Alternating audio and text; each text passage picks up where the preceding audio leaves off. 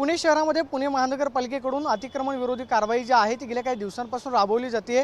ज्या ठिकाणी अतिक्रमण केलं जातं त्या ठिकाणी महानगरपालिकेचे कर्मचारी जे आहेत ते जेसीबीच्या माध्यमातून तोडक कारवाई जी आहे ती करताना पाहायला मिळतात। आपण पाहतो की पुण्यातल्या विमाननगर परिसरामध्ये असणाऱ्या रामेश्वरम कॅफेच्या बाहेर सुद्धा सकाळी पुणे महानगरपालिकेकडून अतिक्रमण विरोधी कारवाई जी आहे ती करण्यात आली आणि पाहतोय की बाहेरच्या परिसरामध्ये जे अतिक्रमणमध्ये हॉटेल चालवलं जात होतं त्या ठिकाणी तोडक कारवाई जी आहे ती करण्यात आलेली आहे।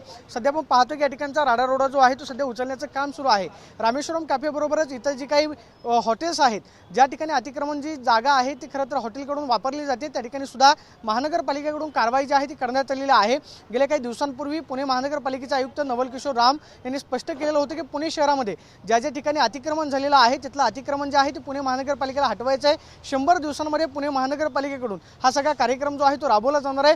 त्यामुळे ज्या ठिकाणी अतिक्रमण झालेलं आहे त्या ठिकाणी निश्चितपणे कारवाई जी आहे ती पुणे महानगरपालिकेकडून केली जाईल अशा पद्धतीचं स्पष्टीकरण जे आहे ते महानगरपालिकेच्या आयुक्तांनी दिलेलं होतं। आणि आपण पाहतोय की सकाळपासून पुणे शहरामध्ये ज्या ठिकाणी हॉटेलच्या बाहेर अतिक्रमण झालेलं आहे त्या परिसरामध्ये महानगरपालिकेकडून तोडक कारवाई जी आहे करण्यात येते।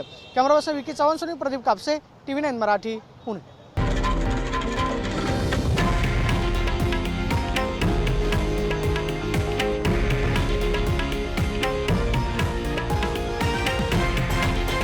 हे आहे देशातील नंबर 1 न्यूज नेटवर्क आणि आपण पाहत आहात TV9 मराठी, एकमेव।